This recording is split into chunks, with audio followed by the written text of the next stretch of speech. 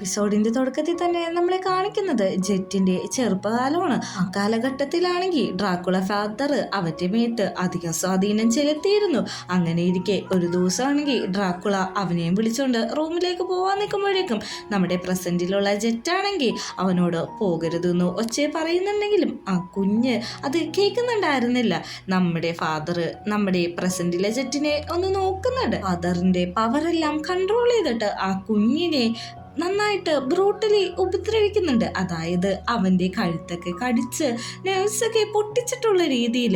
ഇത് കാണുന്ന പ്രസന്റിലെ ജെറ്റ് ഉണരുകയാണ്. കാരണം എന്താന്ന് വെച്ചിട്ടുണ്ടെങ്കിൽ ഈ ഡ്രാക്കുളയുടെ മേത്തുള്ള ആത്മാവ് ജെറ്റിന്റെ മേത്തേക്ക് ട്രാൻസ്ഫർ ആയിരിക്കാണ്.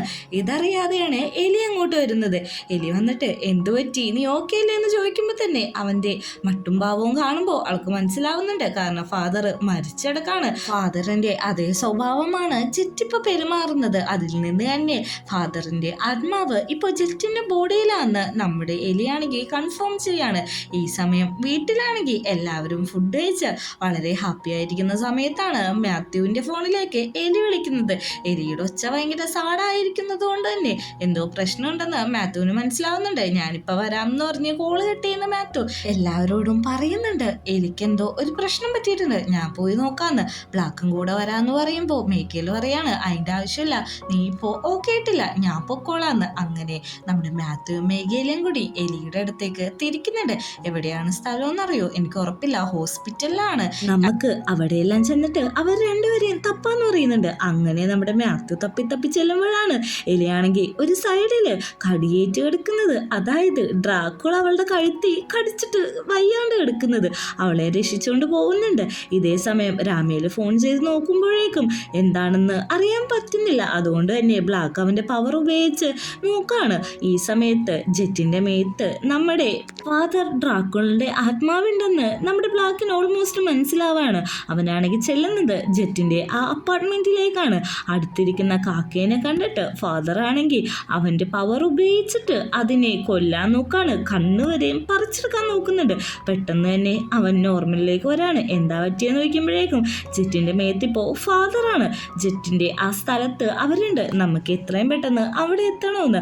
അങ്ങോട്ട് ചെല്ലുമ്പോഴേക്കാണെങ്കിലോ അവിടെയുള്ള എല്ലാവരെയും ജെറ്റിന്റെ മേത്തുള്ള ഫാദർ കൊന്നു കളഞ്ഞിട്ടുണ്ടായിരിക്കും.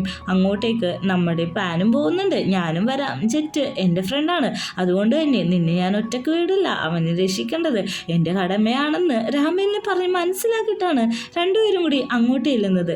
അതേസമയം ഫാദറാണെങ്കിൽ ഇവരെ വെയിറ്റ് ചെയ്ത് നിൽക്കുന്ന പോലെ ഒരു വൈൻ ഗ്ലാസ് ഒക്കെ പിടിച്ചിട്ട് നിൽക്കുകയാണ്. അവസാനം നിങ്ങൾ ഇങ്ങോട്ട് വന്നോന്ന് നമ്മുടെ രാമേൽ ചോദിക്കുന്നുണ്ട്. നിനക്ക് എന്താണ് ശരിക്കും വേണ്ടത്? നിനക്ക് ഇത്രയും നാളായിട്ട് മനസ്സിലായില്ലേ എൻ്റെ ഇത്രയും വർഷം നീ കാരണമാണ് പോയത്, ഞാൻ നിന്നോട് എന്ത് തെറ്റ് ചെയ്തിട്ടാണ് ഇങ്ങനെയൊക്കെ എന്നോട് കാണിച്ചത്? പെട്ടെന്ന് തന്നെ പറയുന്നുണ്ട്, നിന്റെ കൂടെ ഉള്ള ഈ മനുഷ്യനും ഇന്ന് മരിക്കാൻ പോവാണ്, വേർപാടിന്റെ വേദന നീ മനസ്സിലാക്കണമെന്ന് പറയുന്നുണ്ട്. നമ്മുടെ പാനിനെ ആണെങ്കിൽ പെട്ടെന്ന് തന്നെ പിടിച്ച് അറ്റാക്ക് ചെയ്യാണ്. അവന്റെ കൊങ്ങക്കൊക്കെ കുത്തിപ്പിടിക്കുന്നുണ്ട്. നീ മരിച്ചിട്ടുണ്ടെങ്കിൽ ഇവിടെ ഒരാളുടെ ഹാർട്ട് ബ്രേക്ക് ആവും, അതാണ് എനിക്ക് കാണണ്ടതെന്ന് പറയുന്നുണ്ട്. പെട്ടെന്ന് തന്നെ അങ്ങോട്ടേക്ക് കുറെ കാക്കകൾ വരാണ്. വേറെ ആരാണ്? നമ്മുടെ ബ്ലാക്കാണ്. ബ്ലാക്ക് പെട്ടെന്ന് അവിടുന്ന് വരുന്ന തക്കത്തി നമ്മുടെ പാന് അവന്റെ മേത്തുള്ള ആ ഗണ്ണങ്ങ് പിടിച്ചു മേടിക്കുന്നുണ്ട്. നീ എന്തേ ചെയ്യുന്നതെന്ന് ചോദിക്കുന്നുണ്ട്. നിനക്ക് അവനെ കൊല്ലണമെങ്കിൽ നീ കൊന്നോ, ഇതില് എൻ്റെ ആത്മാവ് മാത്രമേ ഉള്ളൂ, ബോഡി നിന്റെ ഫ്രണ്ടിൻ്റെ ആണ്, നീ ധൈര്യം ഉണ്ടെങ്കിൽ ഇവനെ ഷൂട്ട് ചെയ്ത് കൊല്ലാൻ പറയുന്നുണ്ട്. ബ്ലാക്ക് ഷൂട്ട് ചെയ്യാൻ ഒച്ചെടുക്കുന്നുണ്ടെങ്കിൽ പാൻ ഷൂട്ട് ചെയ്യുന്നില്ല. പാൻ ഒന്നിട്ടിട്ട് അവിടുന്ന് ഫാദർ നീങ്ങിക്കളയാണ്. നമ്മുടെ പാനിനെ ആണെങ്കിൽ എല്ലാവരും കൂടി ഒന്ന് എണീപ്പിക്കുന്നുണ്ട്. ബ്ലാക്കിനും ഈ സമയം പരിക്ക് പറ്റുന്നുണ്ട്.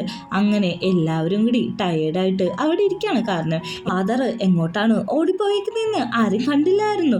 ജെറ്റിനെ അന്വേഷിച്ച് നമ്മുടെ പാം പോകുന്ന ഡാമിലാണെങ്കിൽ പക്ഷെ ഇതിന് സമ്മതിക്കുന്നില്ല. നീ വരണ്ട, ഇത് ഡേഞ്ചറസ് ആണെന്ന് പറയുമ്പോഴേക്കും ഞാൻ നിന്നോട് നേരത്തെ പറഞ്ഞല്ലോ, അത് എൻ്റെ ഫ്രണ്ടും കൂടെയാണ്, എൻ്റെ ഫ്രണ്ടിനെ രക്ഷിക്കേണ്ടത് എൻ്റെ കടമയാണ്, അവനില്ലാതെ എനിക്ക് തിരിച്ചു വരാൻ പറ്റില്ല എന്ന് പറഞ്ഞിട്ട് പാനും രാമയിലും കൂടി ഒരുമിച്ചാണ് ചെല്ലുന്നത്.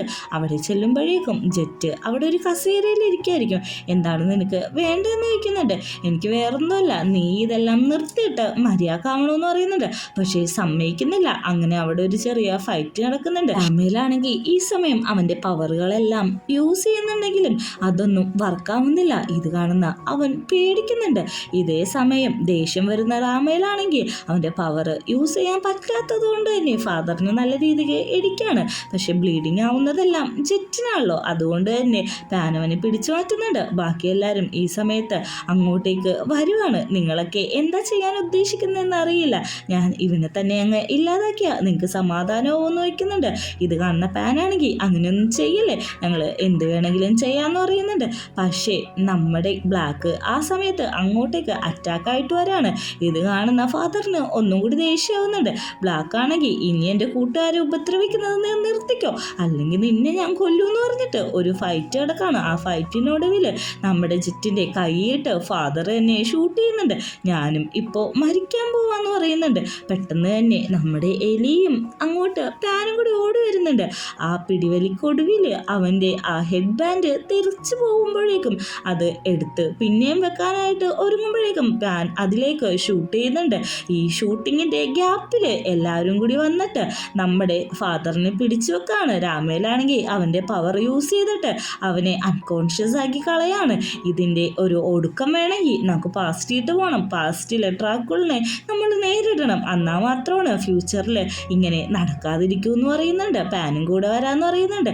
രണ്ടുപേരും കൂടി അവരെ പാസ്റ്റിട്ട് പോവാണ്. അവിടെ ചെല്ലുമ്പോഴേക്കും ഡ്രാക്കുളയാണെങ്കിൽ നമ്മുടെ ജെറ്റിനെ കടിച്ചുകൊണ്ടിരിക്കുകയാണ്. ഈ സമയം രാമയിൽ താഴത്തേക്ക് എടുത്തിടുന്നുണ്ട്. അതേസമയം ജെറ്റിനെ പാൻ ഒത്തിരി തട്ടി വിളിക്കുന്നുണ്ടെങ്കിലും അവൻ എണീക്കുന്നില്ല.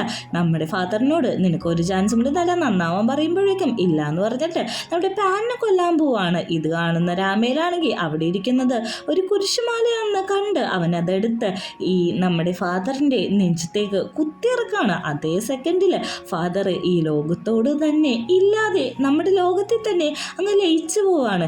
അങ്ങനെ അവിടുത്തെ പ്രശ്നം അവസാനിക്കുകയാണ്. നമ്മുടെ ജെറ്റാണെങ്കിൽ ബോധം വന്നതിന് ശേഷം അവരുടെ പണ്ടത്തെ ചർച്ചിലേക്കെല്ലാണ്.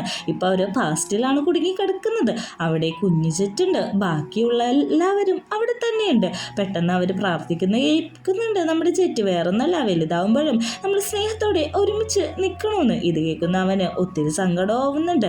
പ്രസൻറ്റിലാണെങ്കിൽ ജെറ്റിനെ വിളിച്ചുകൊണ്ടിരിക്കുകയാണ്. ജെറ്റ് മരിച്ചുപോയ ഒരവസ്ഥയിലാണ് കിടക്കുന്നത്. ജെറ്റിനെ വിളിക്കുന്നത് പാസ്റ്റിൽ നിന്നിട്ട് നമ്മുടെ ജെറ്റ് കേൾക്കുന്നുണ്ട്. അവൻ തിരിച്ചു പോവാറാവുമ്പോഴേക്കും ഒന്ന് തിരിഞ്ഞു നോക്കാണ്. അവനെ നോക്കിയിട്ട് ആ പിള്ളേരെല്ലാവരും അവിടെ ഹാപ്പിയായിട്ട് ചിരിച്ചുകൊണ്ടിരിക്കുന്നുണ്ട്. അവനൊരു ചിരി കൊടുത്തിട്ട് അവിടുന്ന് പ്രസൻറ്റിലേക്ക് വരാണ്. പിന്നെ നമ്മളെ കാണിക്കുന്നത് മാത്യുവിന് നമ്മുടെ രാമയിൽ കുറച്ച് ജോലികൾ ചെയ്യാൻ ഏൽപ്പിക്കുന്നുണ്ട്. അതേ സമയമാണ് പാൻ അങ്ങോട്ട് വരുന്നത്. അവസാനം നമ്മുടെ പ്രശ്നങ്ങളെല്ലാം അവസാനിച്ചു എന്ന് പറഞ്ഞിട്ട് രണ്ടുപേരും കൂടി കിസ് ചെയ്തിട്ട് ഭയങ്കര സ്നേഹത്തോടെ നിൽക്കുകയാണ്. അങ്ങനെ പിറ്റേ ദിവസം രാവിലെ ആകുമ്പോൾ മാത്യുവിനാണെങ്കിൽ രാമയിൽ ആ ഹോട്ടലിൻ്റെ അവകാശവും പിന്നെ വാമ്പേഴ്സിലെ ലീഡർ എന്നുള്ള ഒരു പട്ടവും കൂടി കൊടുക്കുകയാണ്. എനിക്കെന്തിനാണ് ഇത് തരുന്നത്, നിങ്ങളല്ലേ അതിന് അർഹം നോക്കുമ്പോഴേക്കും അല്ല, എനിക്ക് സമാധാനത്തോടെ ജീവിക്കണം, നീ തന്നെയാണ് ഇനി ഇതെല്ലാം നോക്കി നടത്തേണ്ടതെന്ന് പറയുമ്പോഴേക്കും ഞാൻ എല്ലാ വാമ്പേഴ്സിനെയും പ്രൊട്ടക്റ്റ് ചെയ്യുന്ന ഒരു പ്രോമിസും കൂടി മാത്യു കൊടുക്കുന്നുണ്ട്. നേരെ മറിച്ച് നമ്മുടെ പാനും എലിയും ജെറ്റൊക്കെ ആണെങ്കിൽ എല്ലാ സാധനങ്ങളും കൊണ്ടേ കളയാൻ വേണ്ടിയിട്ട് പാക്ക് ചെയ്തുകൊണ്ടിരിക്കുകയാണ്. ഇനി നമ്മൾ ഒരു നോർമലായിട്ടുള്ള ലൈഫാണ് നയിക്കാൻ പോകുന്നത്. നമ്മൾ ഓരോരുത്തരുടെ ലൈഫ് മുമ്പോട്ട് കൊണ്ടുപോകണമെന്നൊക്കെ അവരിരുന്ന് പറയുന്നുണ്ട്. ഇതേ സമയം നമ്മുടെ ബ്ലാക്ക് ആണെങ്കിൽ അവൻ്റെ ബ്ലാക്ക് മാജിക്കും കാര്യങ്ങളൊക്കെ ആയിട്ട് മുമ്പോട്ട് പോകുന്നത് കാണിക്കുന്നുണ്ട്. മീഗയിലാണെങ്കിലും അവൻ്റെ ഹോസ്പിറ്റലിൽ വർക്ക് ചെയ്യുന്നുണ്ട്. നമ്മുടെ ജെറ്റിൻ്റെ അനിയനായ പൂങ്ങിനെയും കാണാനായിട്ട് ഡെയിലി മുടങ്ങാതെ പോവാറുണ്ട്. പൂങ്ങിന് ഇപ്പോൾ എക്സാം ആയതുകൊണ്ട് തന്നെ അവനെ പഠിക്കാനൊക്കെ ഒത്തിരി ഹെൽപ്പ് ചെയ്യുന്നുണ്ട്. അവരുടെ ഫ്ലൈറ്റിങ്ങും അങ്ങനെ മുമ്പോട്ട് പോകുന്നത് കാണിക്കുന്നുണ്ട്. എലിയാണെങ്കിൽ അവളുടെ ഗൈഡൻസ് ജോബൊക്കെ ആയിട്ട് മുമ്പോട്ട് പോകുന്നുണ്ട്. ചിത്രങ്ങളെയൊക്കെ കുറിച്ച് അവൾ വിശദീകരിച്ചു കൊടുക്കുന്നുണ്ട്. നമ്മുടെ ചെക്കന്മാരാണെങ്കിൽ ഇപ്പോൾ ഒരു സയൻറ്റിസ്റ്റായിട്ട് ആണ് വർക്ക് ചെയ്യുന്നത്. അതായത് ഈ വാമ്പേഴ്സിൽ നിന്ന് സിറോക്ക് എടുത്തിട്ട് അത് കുടിച്ചിട്ടുണ്ടെങ്കിൽ 10 വയസ്സ് കുറയുമെന്നൊക്കെ ബാക്കി എല്ലാവരെയും കൺവീൻസ് ചെയ്യിപ്പിക്കലാണ് ഇപ്പോൾ ജോലി.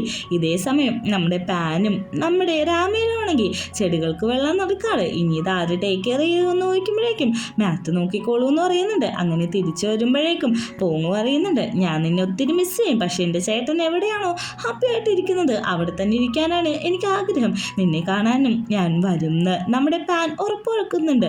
അങ്ങനെ എല്ലാവരോടും യാത്ര പറഞ്ഞതിന് ശേഷം നമ്മുടെ രാമയിലും നമ്മുടെ പ്ലാനും കൂടി അവരുടെ പാസ്റ്റിലേക്ക് പോകാൻ പോവാണ്. പാസ്റ്റ് എന്ന് വെച്ചിട്ടുണ്ടെങ്കിൽ ആ ഫോട്ടോയുടെ ഉള്ളിലെ പാസ്റ്റിലേക്ക് അവരോട് മഡ് ഹൗസിൽ താമസിച്ചില്ലേ, അങ്ങോട്ടേക്ക് ജീവിതാവസാനം വരെ താമസിക്കാനായിട്ട് കടന്നു പോകാണ്. നീ റെഡിയല്ലേ എന്ന് ചോദിക്കുന്നുണ്ട്. റെഡിയാണെന്ന് പറയുന്നുണ്ട്. അങ്ങനെ അവർ ആ മഡ് ഹൗസിന്റെ മുമ്പിൽ എത്തുന്നുണ്ട്. എല്ലാ കഷ്ടതകളിലും ഞാൻ നിന്റെ കൂടെ ഉണ്ടാവും എന്ന് പറഞ്ഞിട്ടാണ് താൻ ഇങ്ങോട്ട് വരുന്നത്. അങ്ങനെ അവർ ക്യൂട്ടായിട്ട് കിടന്നുറങ്ങാണ്. അവരവസാനം പറയുന്നുണ്ട്, അങ്ങനെ നമ്മൾ നമ്മുടെ ജീവിതത്തിലെ ലവ് തിരിച്ചറിഞ്ഞു. ജീവിതാവസാനം വരെയും ഇങ്ങനെ സന്തോഷത്തോടെ കഴിയണമെന്നാണ് എനിക്ക് ആഗ്രഹം. പെട്ടെന്ന് തന്നെ നമ്മുടെ പാനാണെങ്കിൽ നോക്കി നിൽക്കേ രാമേൽ അവൻ്റെ മാലൂര് അയച്ച് കെട്ടിക്കൊടുക്കുന്നുണ്ട്. ഈ മാലയുടെ അർത്ഥം എന്ന് വെച്ചിട്ടുണ്ടെങ്കിൽ നമ്മൾ സ്നേഹിക്കുന്ന ആളെ ഇമ്പോർട്ടൻ്റ് ആയിട്ട് സംരക്ഷിക്കണമെന്നാണ്. എനിക്കങ്ങനെ നീ മാത്രമേ ഉള്ളൂ എന്ന് പറഞ്ഞ് അവർ കിസ് ചെയ്യാണ്. നമ്മളെ വേറൊരു ഷോട്ടും കൂടി കാണിക്കുന്നുണ്ട്. മാത്യു ആണെങ്കിൽ ആർട്ട് ഗാലറി ഇരിക്കുമ്പോൾ ഈ പെയിൻറ്റിങ് വേണമെന്നൊക്കെ ചോദിച്ച് ഒരാൾ വിളിക്കുന്നുണ്ട്. അങ്ങോട്ടേക്ക് ഒരാൾ വന്ന് ഷൈക്കാൻഡ് കൊടുക്കുന്നുണ്ട്. മാത്യു ഒന്നും നോക്കുന്നില്ല, അവന് ഷൈക്കാൻഡ് കൊടുക്കുന്നുണ്ട്.